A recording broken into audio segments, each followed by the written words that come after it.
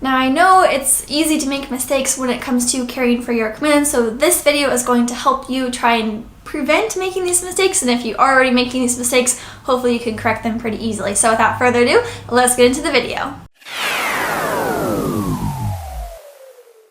So this will be part 4 of a series that I'm doing on mistakes that chameleon keepers make, so you can check out the first 3 videos down in the description box below or up above here. I have a little playlist that I'll link for you guys. But the first mistake we're going to talk about is using mossy vines. That's going to be those vines that have like the green fuzz all over them. While these look super naturalistic and they seem like they would be a good option for their chameleon, they're actually not. And the reason for this is because sometimes your chameleon will ingest or eat that moss, and because it's fake moss and not real moss, then your chameleon is at risk for getting impacted, which means it won't be able to pass it or, poop it out, which can be problematic. And if your chameleon gets impacted, that can actually be fatal. So what would be a better alternative is just to use natural branches. I do have videos on how to attach these to your enclosure, how to sanitize them, so definitely be sure to check those out. But that's the best way to go. There's really no benefit to using vines, and natural branches are the safest,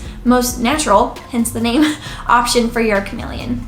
Another common mistake I've been seeing, especially recently, is incorrect humidity levels. And typically people are having their humidity levels be too high for their chameleon. What ends up happening is someone DMs me and they're like, help, my humidity's too low, like what can I do to raise it up? And I'm like, what are your current levels? And they're like, 80%, how do I get it higher? And I'm just like, oh no, because it really doesn't need to be that humid for a chameleon. Now it will vary on species, so I'll give you the general recommendations. So for a veiled chameleon, you're aiming for 30 to 40% during the day. For a panther chameleon, 50 to 60% during the day. And for a Jackson's chameleon, 30 to 40% during the day. Now, these aren't exact numbers, these are general guidelines. If you're at like 49% instead of 50 or 61% instead of 60, that's okay. These are just general guidelines. But what I'm seeing more often than not is people will have a veiled chameleon and they'll be trying to push 60 or 70%, when in actuality it needs to be closer to 30 to 40%. So I do have videos on how to kind of influence your humidity levels, how to make them higher or lower, which is going to depend on your environment, your enclosure type, all that good stuff. So definitely be sure to check out those videos. Also worth noting that what you use to measure your humidity levels will impact the accuracy. So I always recommend a digital hygrometer versus the analog readers. So those tend to be a little bit more accurate than the little dial guys. So I would suggest picking up one of those if you haven't already.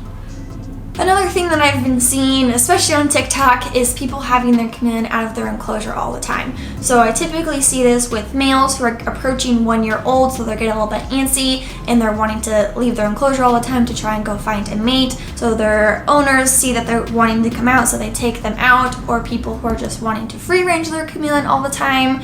And while I'm super supportive of free ranging your chameleon and giving them time outside their enclosure, I think that's beneficial in small increments. The issue is when you do this for prolonged periods of time, hours and hours, day after day. And the reason for this is we spend a lot of time and a lot of money setting up these enclosures to be the perfect environment. That means the correct humidity, temperatures, UVB.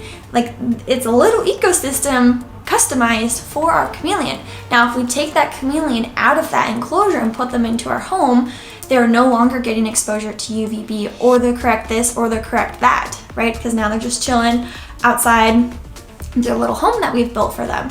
It's important to be mindful and cautious how much time you're letting your chameleon explore in your home. Now, if you're taking your chameleon outside, that's A+. That is natural UVB, and it doesn't get any better than that. I would never put a time constraint on how long someone takes their chameleon outside, as long as it's safe for them. But inside your home, I would limit it to maybe once or twice a week, no more than an hour or 2. That way your chameleon is still able to stay safe and in their enclosure with the correct environment.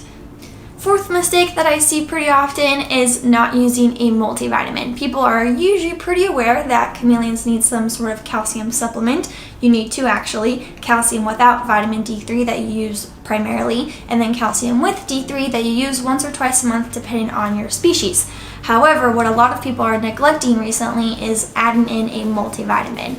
And the multivitamin is everything but calcium. And this is especially helpful with chameleon eyes, having that vitamin A within the multivitamin. So I'm seeing a lot of chameleons come into my DMs with eye issues, and then I ask about their UVB, their supplements, and turns out they're not using a multivitamin. So this is something you definitely want to make sure is a part of your supplement schedule. And supplements are something that you can't compromise on. You have to be super strict with your schedule and how often you're using each one. It's not one of those things where you can just when it's convenient for you or when you remember it. You have to be super diligent when it comes to this stuff. So I'm going to recommend what I use, which is Reptivite without vitamin D3. There are a couple of different multivitamins. Herptivite I know is one. Some people use Reptivite with vitamin D3 and make adjustments to their supplement schedule. But do your research and decide which multivitamin makes sense for your supplement schedule, and you add that in. If you have a panther or a veiled chameleon, you'll want to use your multivitamin twice a month. If you have a Jackson's chameleon, you'll only need to use it once a month. And the fifth and final mistake we're going to talk about for this video is trying to cup feed your chameleon immediately. So cup feeding is when you have your little cup of bugs. Hold on, I actually have one nearby. I'll leave a link to this down in the description box below, but I picked mine up off of Amazon. You can also get them at PetSmart. It's a little bird feeder, just because I know one of you is going to ask me, so that's what that is. So people will try to cup feed their chameleon and they'll hold the cup out and then they'll just wait and wait, and their chameleon's not eating from them. The reason for this is because your chameleon is terrified of you and you don't have enough trust built for them to feel comfortable eating in front of you. Chameleons are shy eaters. In order to eat in front of you, that means they have to take an eye off of you because they need both eyes, blink, to be able to lock in on their food. So if they're trying to watch you and make sure that you don't eat them, then they can't eat their food because they need to be able to look away from you. So you have to have that trust with your chameleon, which is going to take time. Every chameleon is different and some chameleons take longer than others. For Neptune, it took him probably 3 or 4 months before he would cup feed for me, and then it took him like 5 or 6 months before he actually came out onto my arm. And even to this day, he is absolutely terrified of me. Okay, just so you guys have realistic expectations of what to expect for a chameleon. So my advice for you is to give your chameleon at least 2 weeks to get settled into their new home, give them a couple bugs and leave it in their enclosure and leave the room. If you can see your chameleon, they can see you. So that's going to be scary for them. So that's my advice for you guys when it comes to cup feeding. Take your time, work at your chameleon's pace, and if your chameleon's not eating, try a couple different methods. And if anyone's wondering where I got this awesome Christmas chameleon sweater, it's actually off of Amazon, so I'll leave the link down below for you guys to check it out. So there you guys have it. Those are 5 mistakes that I see chameleon keepers make. Be sure to check out the other videos for other mistakes, along with all my other videos for tips and tricks on how to care for a chameleon. I have over 100 at this point. And if you enjoyed this video, be sure to give it a thumbs up. Leave any questions or comments down below. Feel free to subscribe so you know when I post a new video. You can follow Neptune and all my chameleons on social media at Neptune the Chameleon. Thank you so much for watching and have a good day. Bye!